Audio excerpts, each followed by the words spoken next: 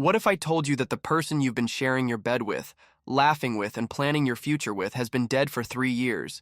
This is my terrifying true story of supernatural love, deception, and the horrifying moment I discovered the impossible truth about my boyfriend Marcus. For 3 years, I thought I had found my soulmate.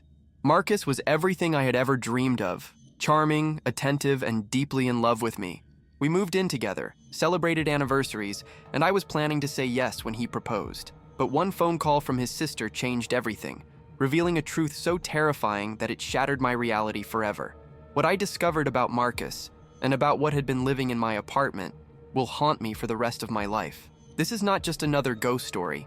This is a real account of supernatural deception, paranormal manipulation, and the terrifying realization that love can transcend death in the most horrifying ways possible.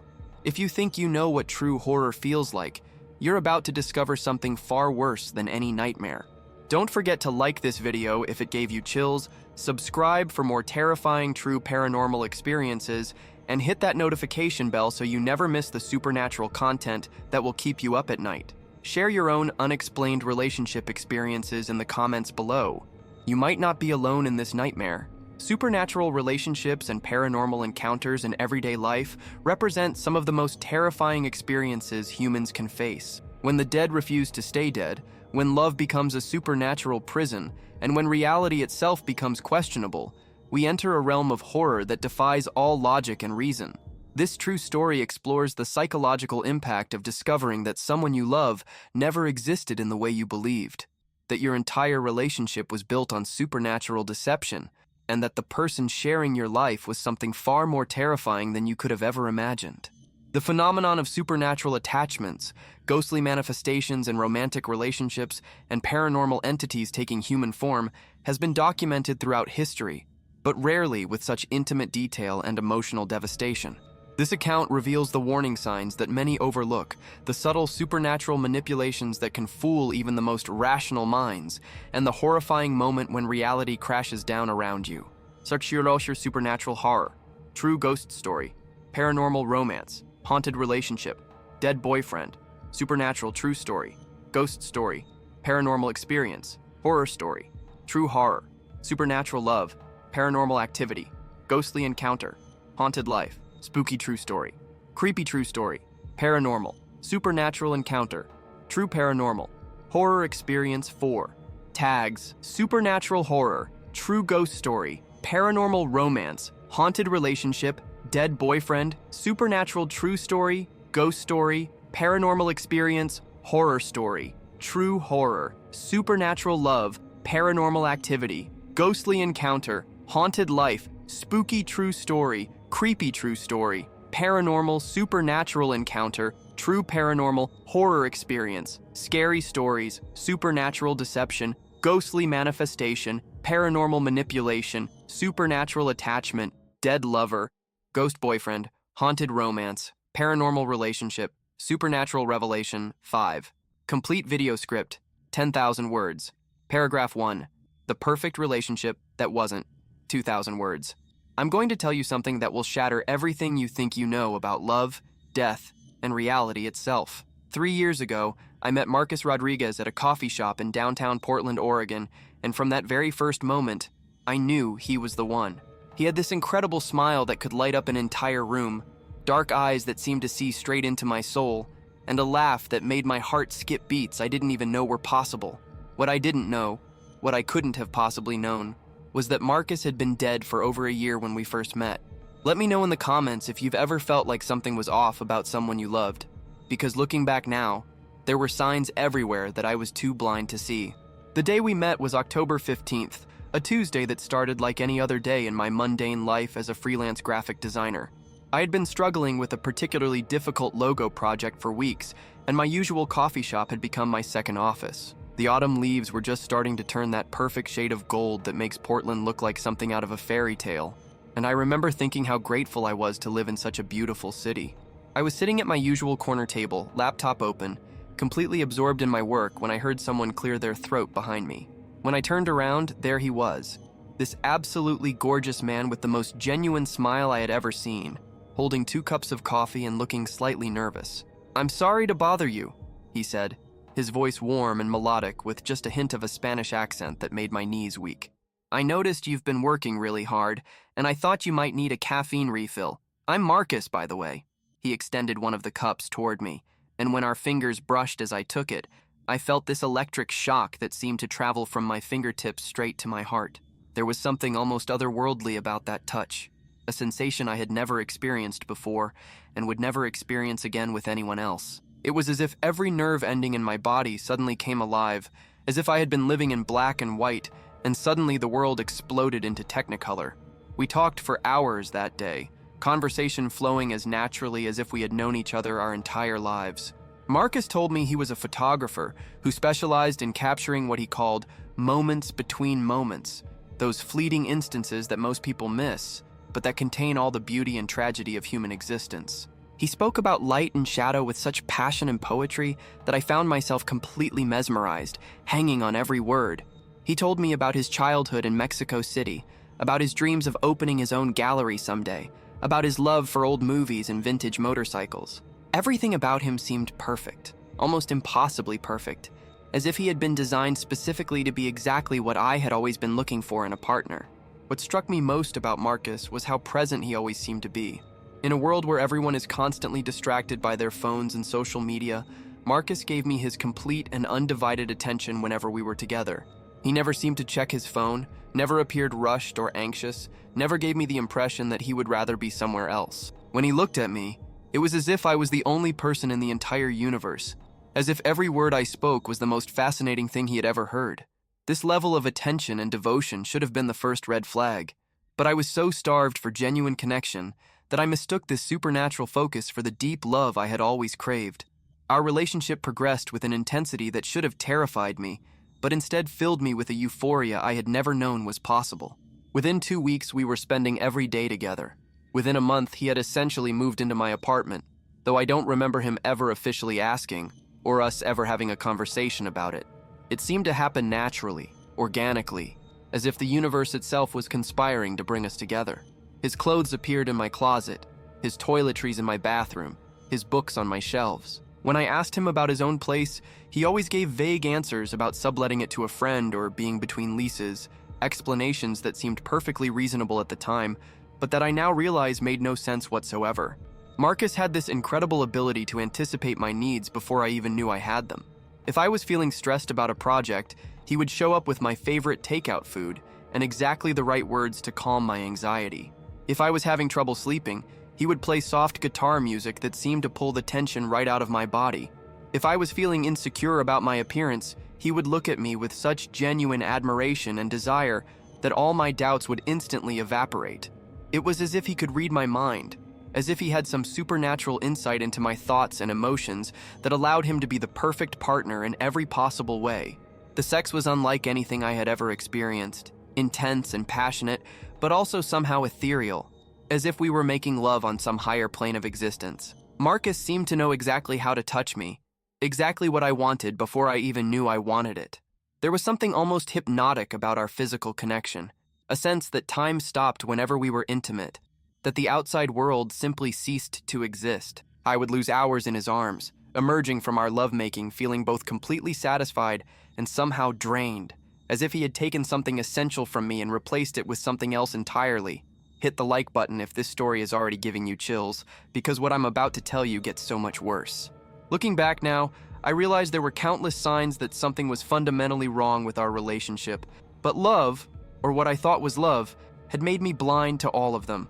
Marcus never seemed to eat much, claiming he had a sensitive stomach and preferred to snack throughout the day rather than have regular meals. I never saw him sleep, though he would lie beside me in bed, stroking my hair and whispering sweet words until I drifted off. When I would wake in the morning, he would already be up, fully dressed, claiming he was an early riser who didn't need much sleep. He had no social media presence whatsoever, explaining that he valued privacy and preferred to live in the real world rather than the digital one. He claimed his phone was an old model that didn't have internet capabilities, and while this seemed charmingly retro at the time, I now realize I never actually saw this phone or heard it ring. He had no friends that I ever met, no family that he seemed to keep in contact with, no co-workers or professional connections despite claiming to be a working photographer. When I asked to see his portfolio or visit his studio, He always had excuses about being between spaces or having his equipment in storage. The most disturbing thing, though I didn't recognize it as such at the time, was how our relationship seemed to exist in a bubble completely separate from the rest of my life. My friends rarely saw Marcus, and when they did, they seemed to forget about him almost immediately afterward. When I would talk about him, they would listen politely, but never ask follow-up questions, never seem particularly interested in meeting him or getting to know him better. My family, who lived across the country, never spoke to him on the phone despite my attempts to arrange calls, though Marcus always had perfectly reasonable explanations for why the timing never worked out. Subscribe if you want to hear more terrifying true stories like this one, because the supernatural world is far more real and far more dangerous than most people realize. Most disturbing of all was how isolated I became during our relationship without even realizing it was happening. I stopped going out with friends as much, stopped pursuing hobbies that didn't involve Marcus, stopped maintaining connections with anyone who wasn't directly part of our shared world. It wasn't that Marcus actively discouraged these relationships, but somehow whenever I made plans with other people, something would come up, some urgent need or romantic gesture that would make canceling seem like the obvious choice. I told myself that this was just what happened when you found your soulmate, that it was natural to want to spend all your time with the person you loved more than life itself. I convinced myself that Marcus and I had such a deep and special connection that we didn't need anyone else, that our love was so pure and perfect that the outside world felt irrelevant by comparison.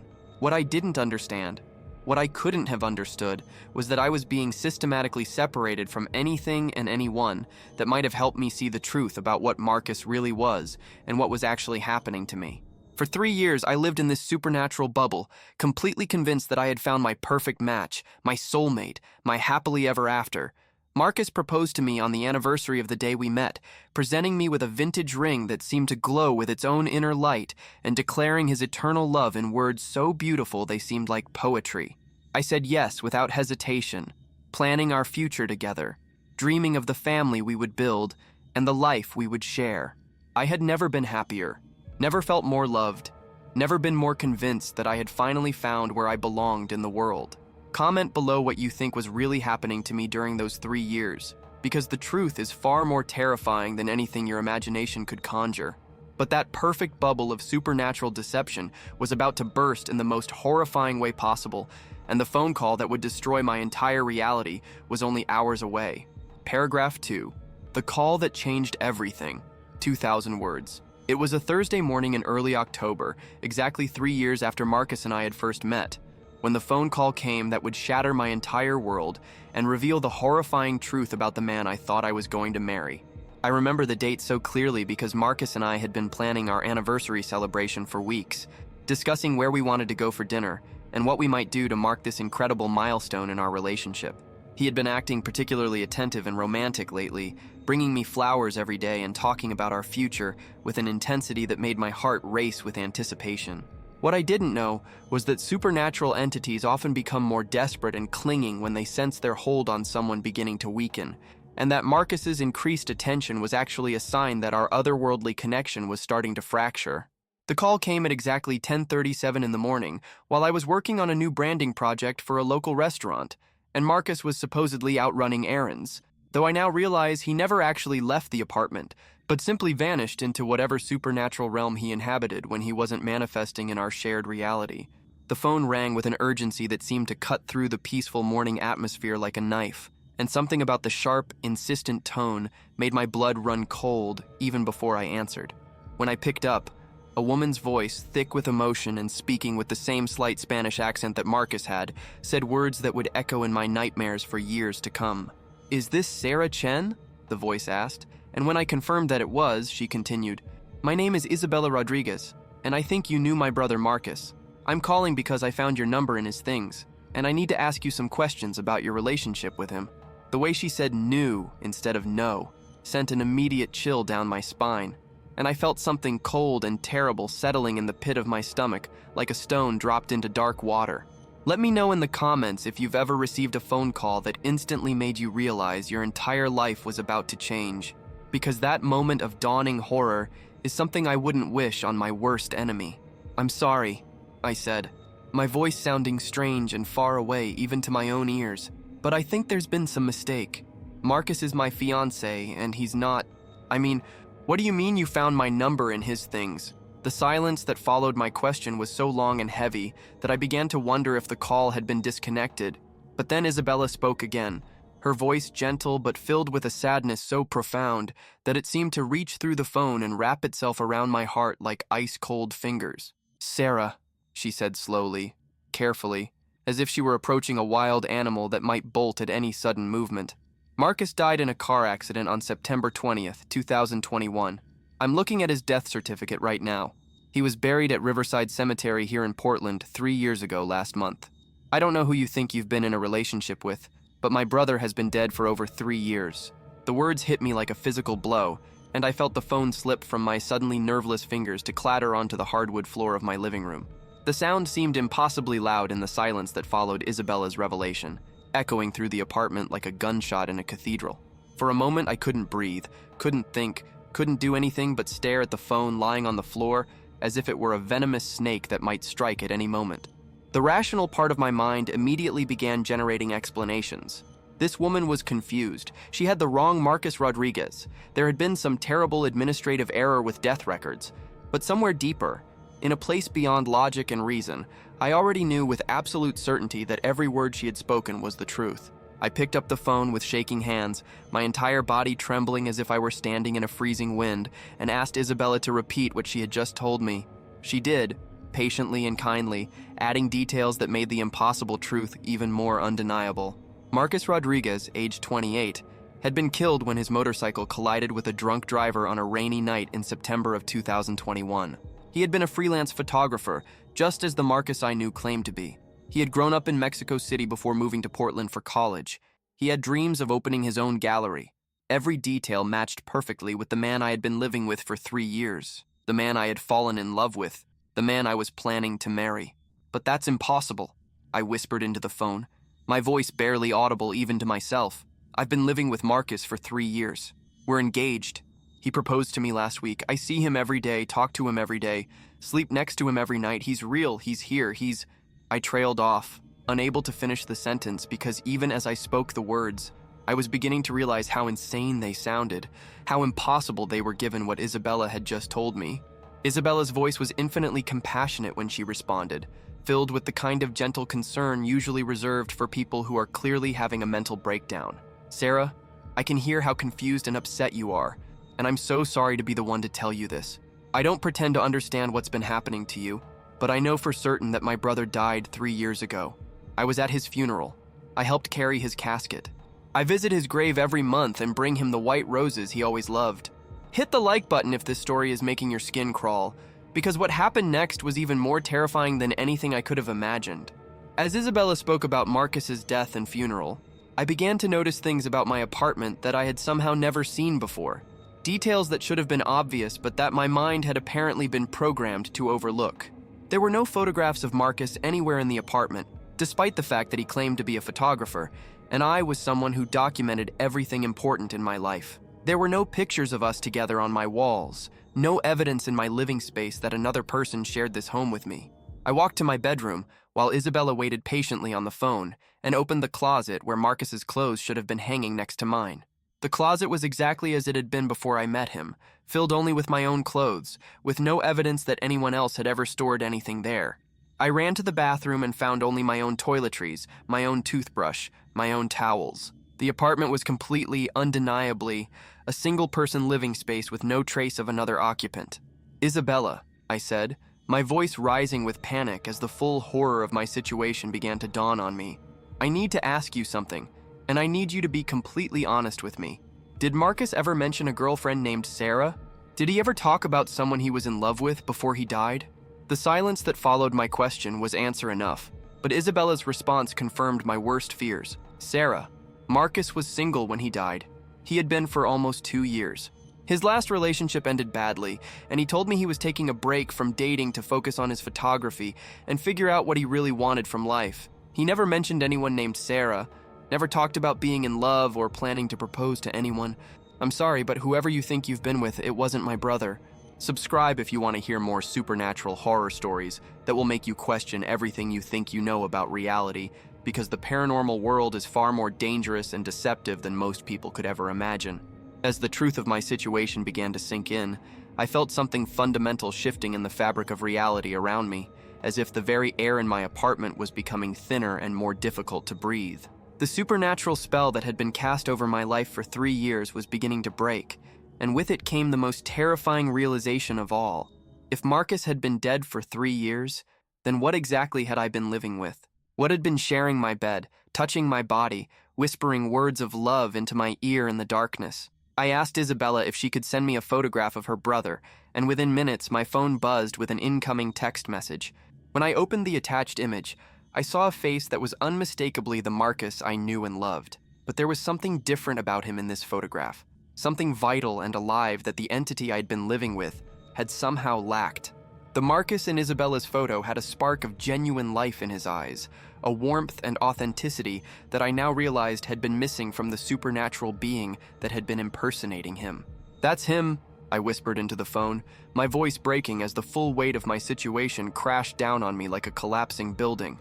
"That's the man I've been living with, but he's been dead for 3 years. Isabella, what does that mean? What has been happening to me? What kind of thing has been pretending to be your brother?"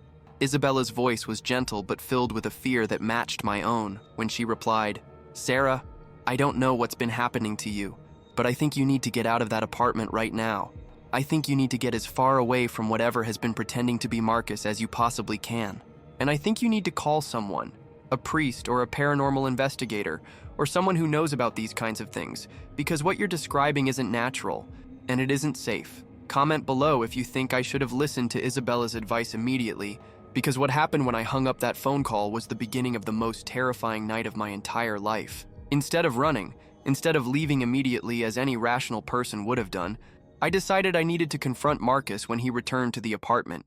I needed to demand answers from whatever supernatural entity had been masquerading as the love of my life for 3 years. I needed to understand what had been done to me and why, and what the creature's true intentions had been all along.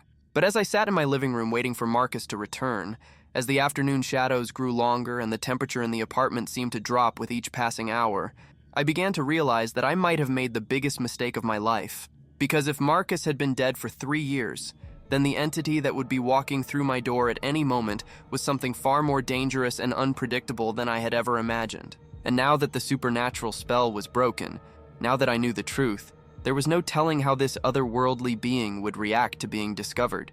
The last normal moment of my life was slipping away, and the supernatural horror that was about to unfold would make everything I had already experienced seem like a gentle dream by comparison. Paragraph 3. The Confrontation and Supernatural Revelation. 2,000 words. The afternoon stretched into evening as I sat paralyzed in my living room, Isabella's words echoing in my mind like a curse that grew more terrifying with each repetition. Marcus had been dead for 3 years. 3 years. Every kiss, every touch, every whispered "I love you" in the darkness had been a lie, a supernatural deception orchestrated by something that should not exist in our world. As the sun began to set over Portland, casting long shadows across my apartment that seemed to move and writhe with a life of their own, I heard the familiar sound of a key turning in the lock that had always filled me with joy and anticipation. But now, that sound sent a wave of pure terror coursing through my veins like ice water, because I knew that whatever was about to walk through that door was not the man I had fallen in love with. "Sarah, I'm home!" Marcus called out in that warm, melodic voice that had always made my heart skip, but now the sound of it made my skin crawl with revulsion and fear. Let me know in the comments if you've ever realized that someone you loved was not who they claimed to be, because the cognitive dissonance of that moment is almost impossible to describe. Part of my brain still wanted to run to him, to throw my arms around him and pretend that Isabella's phone call had never happened, that this was all just some terrible misunderstanding that we could laugh about later. But the rational part of my mind, the part that was finally awake after 3 years of supernatural slumber, knew that the thing walking into my apartment was something monstrous wearing the face of a dead man. Marcus appeared in the doorway of the living room, and for the first time in 3 years, I really looked at him. Really saw him with eyes that were no longer clouded by supernatural manipulation. He was exactly as beautiful as he had always been, exactly as charming and perfect and impossible. But now I could see the subtle wrongness that had always been there beneath the surface. His skin had a pale, waxy quality that I had somehow never noticed before, like marble that had been carved to resemble flesh. His eyes, those dark eyes that I had thought were so soulful and deep, now looked flat and empty, like the painted eyes of a doll. When he smiled at me, that smile that had once made my knees weak, I could see that it never quite reached his eyes, that there was something hollow and performative about the expression. "You look upset, mi amor," Marcus said, using the Spanish endearment that had always made me melt but now sounded like a mockery, a cruel parody of genuine affection. "What's wrong? Did something happen while I was out?" He moved toward me with that fluid, graceful walk that I had always found so attractive, but now I noticed that his footsteps made no sound on the hardwood floor, that he seemed to glide rather than walk, as if his feet weren't quite making contact with the ground. I forced myself to stand up, my legs shaking so badly that I had to grip the back of the couch for support. When I spoke, my voice came out as barely more than a whisper, but in the supernatural silence that seemed to fill the apartment, every word was crystal clear. "I got a phone call today, Marcus, from your sister Isabella. She told me some very interesting things about you." The change in Marcus was immediate and terrifying. The mask of humanity that he had worn so perfectly for 3 years slipped away in an instant, revealing something ancient and hungry and utterly inhuman beneath. His beautiful features remained the same, but there was something fundamentally different about them now, something that made my primitive brain scream danger with every instinct I possessed. The temperature in the room dropped at least 20 degrees in the span of a heartbeat, and I could see my breath misting in the suddenly frigid air. "Ah," Marcus said, and his voice was still beautiful and melodic, but now there was something else underneath it, something that sounded like the whisper of wind through a graveyard at midnight. "So you know, I was wondering when this day would come, though I had hoped we might have a little more time together before the illusion broke. Tell me, mi amor, what exactly did dear Isabella tell you about her brother?" Hit the like button if this supernatural revelation is making your blood run cold, because what happened next was beyond anything I could have prepared myself for. I took a deep breath and forced myself to look directly into those empty, doll-like eyes as I spoke. "She told me that Marcus Rodriguez died in a car accident 3 years ago. She told me that he's buried in Riverside Cemetery. She told me that whoever you are, whatever you are not Marcus Rodriguez." The thing wearing Marcus's face threw back its head and laughed, and the sound was like breaking glass mixed with the cries of dying animals. When it looked at me again, its eyes had changed completely, shifting from warm brown to a black so deep and absolute that looking into them was like staring into the void between stars. "Very good, Sarah. Very good indeed. Though I must say, you took much longer to figure it out than I expected. Most humans begin to suspect something within the first few months, but you were so beautifully, willfully blind, so desperate for love, so hungry for connection, that you ignored every red flag, every impossible detail, every sign that something was fundamentally wrong with your perfect boyfriend." "What are you?" I managed to ask, though every survival instinct I possessed was screaming at me to run, to get as far away from this thing as possible before it decided that our conversation was over. "What do you want from me? Why did you choose Marcus's face, Marcus's life, to impersonate?" The entity that had been masquerading as my boyfriend for 3 years began to circle me slowly, like a predator sizing up its prey, and I could feel an otherworldly energy radiating from it that made the hair on my arms stand up and my teeth ache. "What am I?" it repeated, as if savoring the question. "I am older than your civilization, older than your species' first fumbling attempts at language and art. I am what your ancestors feared in the darkness between campfire light and dawn, what they built their first temples and carved their first protective symbols to ward against. I am hunger incarnate, longing given form, desire without conscience or constraint.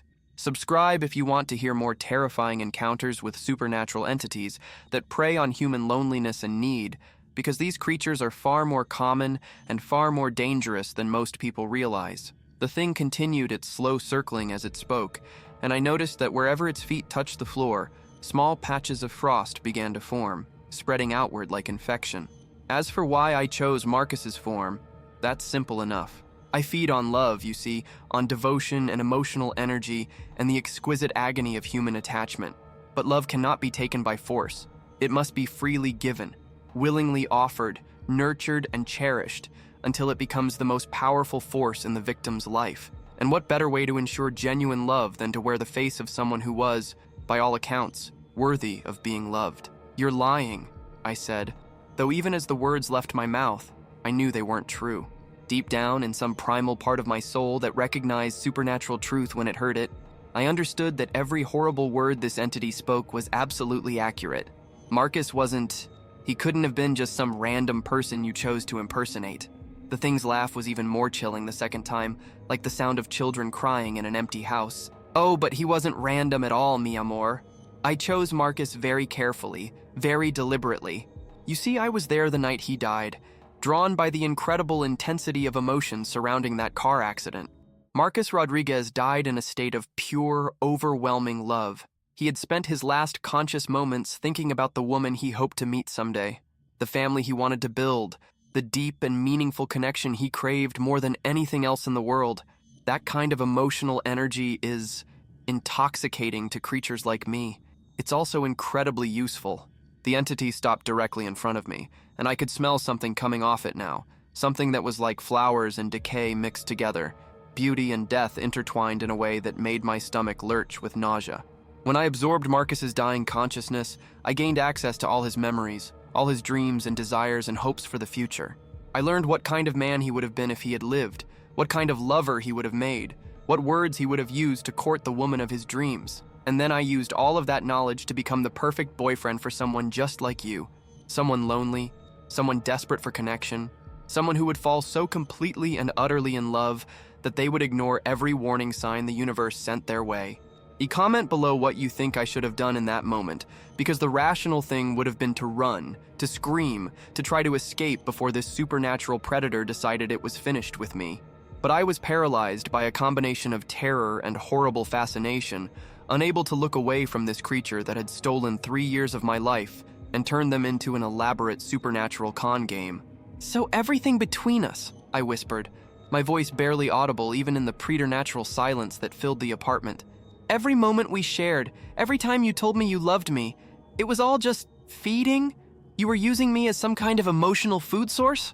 The entity that had worn Marcus's face for 3 years smiled at me then, and it was the most genuinely happy expression I had ever seen cross its features. "Oh no, mi amor, it was so much more than that. Yes, I fed on your love, your devotion, your absolute certainty that you had found your soulmate. Your emotional energy sustained me, nourished me, made me stronger with each passing day. But somewhere along the way, something unexpected happened. Somewhere in the middle of this elaborate deception, I began to care for you. Not love, you understand. Creatures like me are incapable of true love, but something like affection, something resembling genuine attachment. The revelation hit me like a physical blow, more horrifying than anything else this creature had told me. The idea that this ancient, inhuman thing had developed some twisted version of feelings for me, that our entire relationship had been a lie, but that the lie had somehow become partially real, filled me with a revulsion so complete that I thought I might vomit right there on my living room floor. This was worse than being used, worse than being fed upon. This was being told that I had somehow managed to corrupt a supernatural predator with my neediness, that my desperate hunger for love had been so pathetic that even a creature of pure evil had been moved to something like pity. But the worst part, the part that would haunt me for years to come, was the tiny voice in the back of my mind that whispered that maybe this was enough. Maybe being loved by a monster was better than not being loved at all. And that thought, more than anything else, finally gave me the strength I needed to do what I should have done the moment Isabella called. Paragraph 4. The horror unleashed in desperate escape. 2,000 words. The moment I took that first step backward, trying to put distance between myself and the supernatural entity that had been masquerading as my boyfriend for 3 years, everything changed. The creature's face, still wearing Marcus's beautiful features, twisted into an expression of rage so pure and ancient that it seemed to shake the very foundations of reality around us. The temperature in my apartment plummeted to what felt like Arctic levels, and I could see thick frost beginning to form on the windows as my breath came out in great billowing clouds of vapor. The lights began to flicker and dim, casting wild shadows that seemed to move independently of their sources, reaching across the walls like grasping fingers trying to pull me back into the supernatural nightmare I had been living. "Where do you think you're going, mi amor?" the thing said, and its voice was no longer even attempting to sound human. It was like the sound of wind howling through empty spaces, like the last gasps of dying breath, like every nightmare whisper that had ever made a child pull blankets over their head in the darkness. You don't understand what you're trying to throw away? 3 years, Sarah. 3 beautiful, perfect years of love and devotion and connection. Are you really gonna let one phone call from a dead man's grieving sister destroy everything we've built together? Let me know in the comments if you've ever been in a situation where every instinct told you to run, but you couldn't make your body move, because that's exactly what was happening to me in that moment. My rational mind was screaming at me to get out of the apartment, to run as far and as fast as I could, but the supernatural influence this creature had maintained over me for 3 years was still partially in effect. Part of me, the part that had been conditioned to love and need and depend on Marcus, was actually considering staying, actually wondering if maybe the entity was right, if maybe our supernatural relationship was better than being alone. "You don't mean that," the creature continued, and now it was moving toward me again, but this time there was nothing human about its movement. It seemed to flow across the floor like liquid shadow, its feet no longer even pretending to make contact with the ground. "You love me, Sarah. You love me more than you've ever loved anything or anyone in your entire pathetic, lonely existence. I know this because I can feel it, can taste it in the air around you like honey and wine. That love is real, even if I am not exactly what you thought I was. Does it really matter what I am, as long as I can continue to make you feel the way you've felt for these past 3 years? Hit the like button if this supernatural manipulation is making your skin crawl, because what this entity was offering was perhaps the most terrifying temptation imaginable. It was offering to continue the lie, to maintain the beautiful illusion, to let me go back to living in the perfect relationship that had made me happier than I had ever been in my life. All I had to do was pretend I had never received Isabella's phone call, pretend I didn't know the truth about what Marcus really was, and I could go back to being blissfully ignorant in the arms of a creature that fed on my love, but had somehow learned to care for me in return. For a moment, I actually considered it. For one horrible, shameful moment, I wondered if maybe ignorance really was bliss, if maybe being loved by a monster was better than facing the rest of my life, knowing that the only person who had ever truly loved me had been a supernatural parasite using me as an emotional food source. The loneliness that stretched out ahead of me, the knowledge that I would never again experience the intensity of connection I had felt with the thing pretending to be Marcus, seemed almost unbearable. But then I remembered Isabella's voice on the phone, filled with genuine grief for her lost brother, and I realized that staying would mean dishonoring Marcus Rodriguez's memory in the most profound way possible. This creature hadn't just stolen my life and my love. It had desecrated the identity of a good man who had died too young, turning his hopes and dreams into weapons to be used against innocent victims. Marcus Rodriguez deserved better than to have his face and personality used as a mask for something evil, and I deserved better than to spend the rest of my life living a supernatural lie. "No," I said, and though my voice shook with terror, there was steel in it that surprised even me. "I won't do this anymore. I won't let you keep using Marcus's face to manipulate me. I won't let you keep dishonoring his memory by pretending to be him. Whatever you are, you're not Marcus Rodriguez, and I won't pretend that you are for another second." The change in the entity was immediate and terrifying.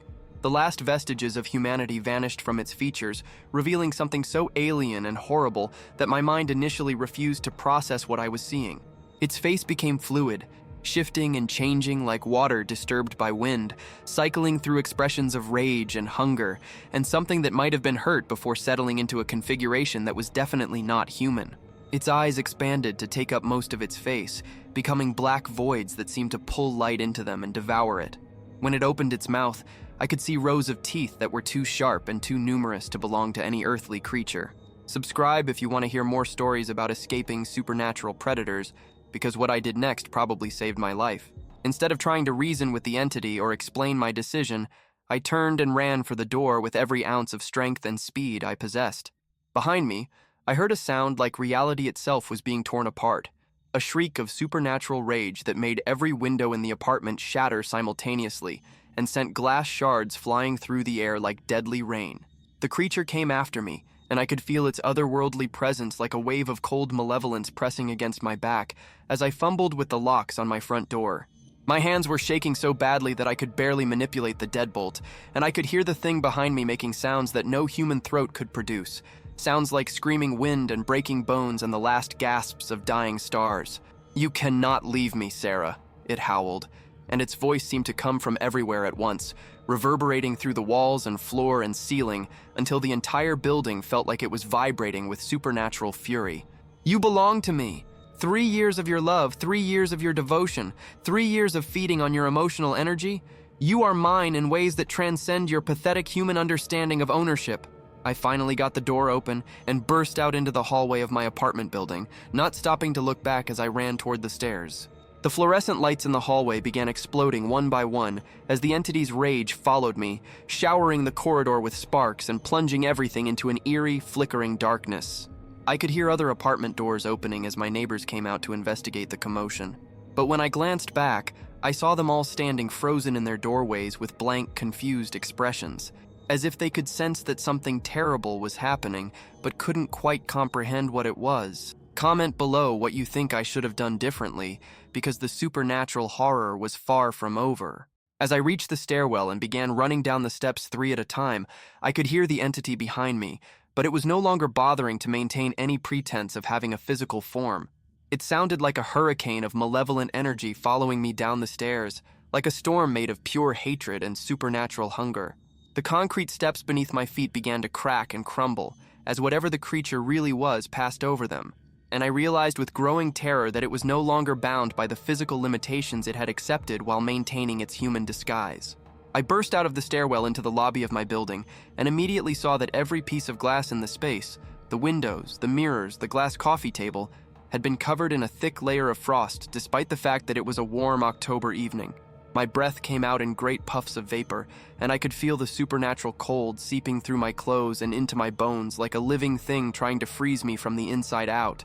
The lobby's automatic doors had frozen shut, and I had to throw my entire body weight against them to force them open. As I stumbled out onto the sidewalk, I looked back at my apartment building and saw something that will haunt my nightmares for the rest of my life. Every window in the building was glowing with an eerie, pulsating light that seemed to shift between colors that had no names, and I could see the silhouette of something massive and inhuman moving behind the windows of my apartment, something far too large to fit in that space but somehow contained within it anyway. I ran down the street without any destination in mind, just desperate to put distance between myself and the supernatural entity that had been feeding on my love for 3 years. Behind me, I could hear the sound of windows continuing to shatter, and when I dared to glance back, I saw that every streetlight I passed was exploding in a shower of sparks, as if the creature's rage was following me through the electrical grid of the city itself. It wasn't until I had been running for what felt like hours that I realized the sounds behind me had stopped. I found myself in a neighborhood I didn't recognize, standing under the one streetlight that hadn't exploded, gasping for breath and shaking uncontrollably from a combination of adrenaline and supernatural terror. When I pulled out my phone to call for help, I discovered that it was completely dead, even though I knew the battery had been full when I left my apartment. Share your own supernatural escape stories in the comments below, because what I experienced that night was just the beginning of a journey that would take me far from everything I thought I knew about reality. The entity that had been masquerading as Marcus Rodriguez was gone for the moment, but I knew with absolute certainty that our supernatural connection was far from severed. Something that had fed on my emotional energy for 3 years would not give up its food source easily, and I suspected that my escape from the apartment was just the end of the first chapter in what would be a much longer and more terrifying story. As I stood alone on that dark street, with no home to return to and no way to contact anyone for help, I realized that learning the truth about Marcus had set me free from one supernatural prison, only to thrust me into another kind of nightmare entirely. Because now I knew that creatures like this existed, that they walked among us wearing human faces and human personalities, and that the love I had thought was the most real and beautiful thing in my life had been nothing more than an elaborate feeding arrangement with something that should not exist in our world. The hardest part to accept was that somewhere, buried beneath all the horror and revulsion and supernatural terror, a small part of me actually missed the creature that had been pretending to be Marcus Rodriguez. After 3 years of perfect love and attention and devotion, the prospect of returning to my ordinary, lonely existence felt almost as terrifying as the supernatural entity I had just escaped from. Paragraph 5. The Aftermath and Lasting Terror. 2,000 words. 6 months have passed since that horrifying night when I discovered that the man I loved had been dead for 3 years, and I'm finally ready to share my story with the world. Though I know that most people who hear it will think I'm either lying or having some kind of elaborate psychological breakdown. I'm currently living in a small town in Montana, over 1,000 miles away from Portland, under a name that isn't my own, because the supernatural entity that masqueraded as Marcus Rodriguez for 3 years has not given up its attempts to reclaim what it considers to be its property. Let me know in the comments if you've ever had to rebuild your entire life from scratch after discovering that everything you thought you knew was a lie, because the psychological aftermath of supernatural manipulation is something that no one should have to endure alone. The first few weeks after my escape were the hardest. I spent 3 days living in my car, too terrified to go back to my apartment, and too afraid to stay in any hotel or motel for more than a few hours at a time. Every shadow seemed to hold the potential for the entity's return. Every reflection in a mirror or window made me wonder if I was seeing my own face or something else wearing it. I couldn't eat, couldn't sleep, couldn't focus on anything except the constant gnawing fear that the creature that had fed on my love for 3 years was still out there somewhere, still hunting for me, still determined to reclaim its lost source of emotional energy. It was Isabella Rodriguez who saved me, in a way. When I finally worked up the courage to call her back and explain what had happened during my confrontation with the entity wearing her brother's face, she didn't hang up on me or tell me I was crazy.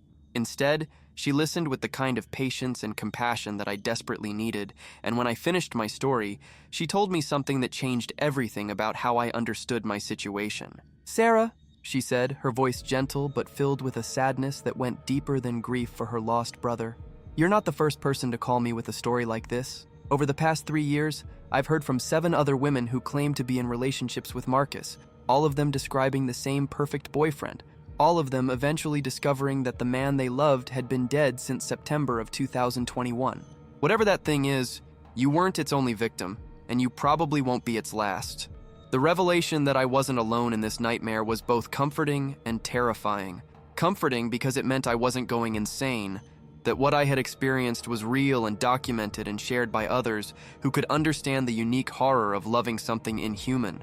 Terrifying because it meant that the entity was far more predatory and systematic than I had realized, that it was actively hunting for lonely, vulnerable women to use as emotional food sources, wearing Marcus's face and personality like a costume to lure them into supernatural relationships that could last for years. Isabella connected me with 2 of the other survivors, women named Jennifer and Amanda, who had each spent over 2 years in relationships with the creature before discovering the truth in various ways. Jennifer had found out when she tried to surprise Marcus at work and discovered that no photographer by that name had ever been employed at the studio where he claimed to work.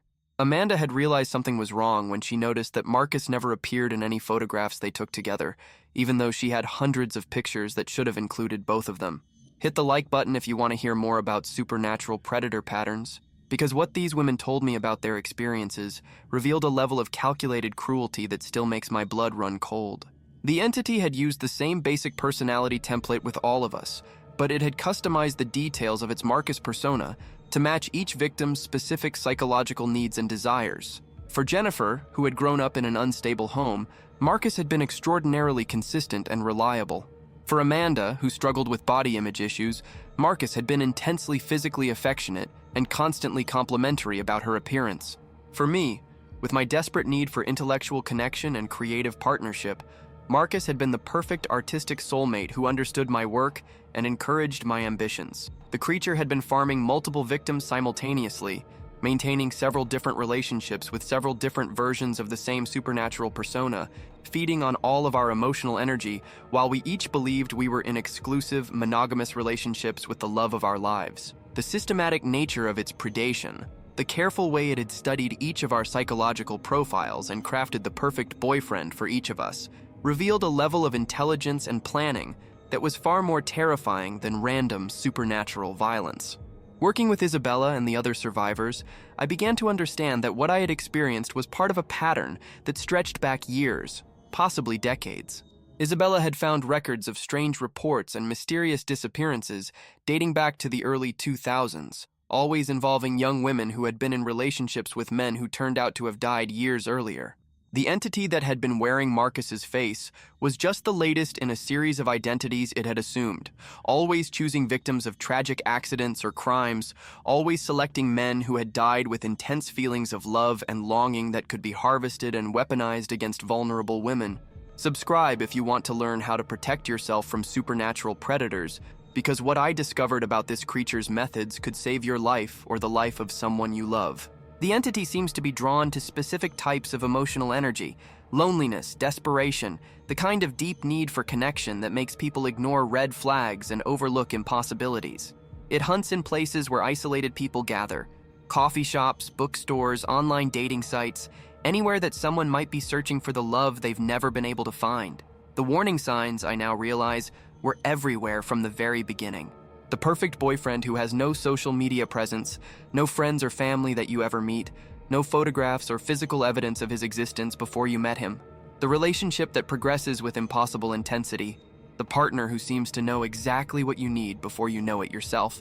The gradual isolation from friends and family that happens so subtly you don't notice it until it's complete. The physical intimacy that leaves you feeling drained rather than energized, the way time seems to disappear when you're together, the nagging sense that something is just slightly wrong even when everything seems perfect. But the most insidious aspect of the creature's manipulation is how it makes you complicit in your own deception. It doesn't force you to ignore the warning signs. It makes you want to ignore them, makes the supernatural relationship so intoxicating and fulfilling that you actively choose not to look too closely at the impossibilities and contradictions. You become invested in maintaining the illusion because the alternative, returning to loneliness and ordinary human relationships, seems unbearable by comparison.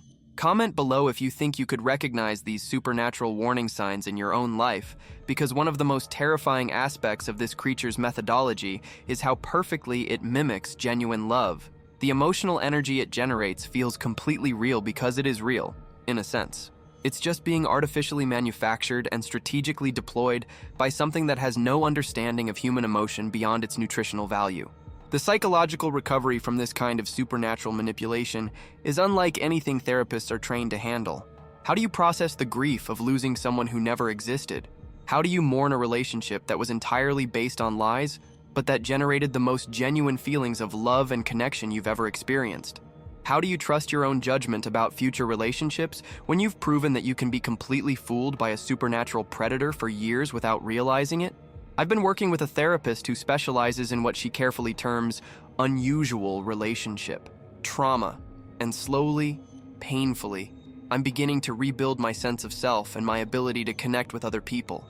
But the process is complicated by the fact that I can never be entirely certain that the entity isn't still out there, still hunting for me, still determined to reclaim what it considers to be its property. Strange things still happen around me sometimes. Electronics malfunction when I'm stressed or emotional. The temperature drops unexpectedly in rooms where I'm thinking about Marcus. I sometimes catch glimpses of a familiar figure in my peripheral vision, only to turn and find nothing there. I don't know if these are signs that the creature is still tracking me, manifestations of my own psychological trauma, or just coincidences that I'm interpreting through the lens of my supernatural experience. Share this video with someone who needs to hear this story, because supernatural predators rely on their victims' isolation and silence to continue their hunting. The more people who know about these entities and their methods, the harder it becomes for them to find new victims. Isabella and I are working to document as many cases as we can find, building a database of supernatural predator encounters that might help other people recognize the warning signs before it's too late. The hardest part of my new life is accepting that I may never again experience the intensity of connection I felt with the entity that wore Marcus's face. No human relationship will ever match the supernatural perfection of those 3 years, and I have to find a way to be okay with ordinary love, imperfect love, real love that comes with flaws and complications and the messy realities of human emotion. I have to learn to see the limitations of human relationships as features rather than bugs, to value authenticity over intensity, to choose reality over the beautiful lie that nearly consumed my entire existence. Let me know in the comments if you want to hear more stories like this one, because the supernatural world is far more vast and dangerous than most people realize, and the more we share our experiences, the better equipped we all become to recognize and resist the entities that prey on human loneliness and need. My story ends not with resolution, but with ongoing vigilance. Not with closure, but with the hard work of building a new life on the foundation of a terrible truth. If you think you might be in a relationship with something that isn't human, trust your instincts. If something seems too perfect, too convenient, too exactly what you've always wanted, ask questions, demand proof, verify independently, and remember that the most dangerous supernatural predators are the ones that make you want to stop asking questions, the ones that make you choose willful blindness over difficult truth. Because sometimes the greatest act of love is walking away from someone who claims to love you more than life itself, but can never prove that they're actually alive.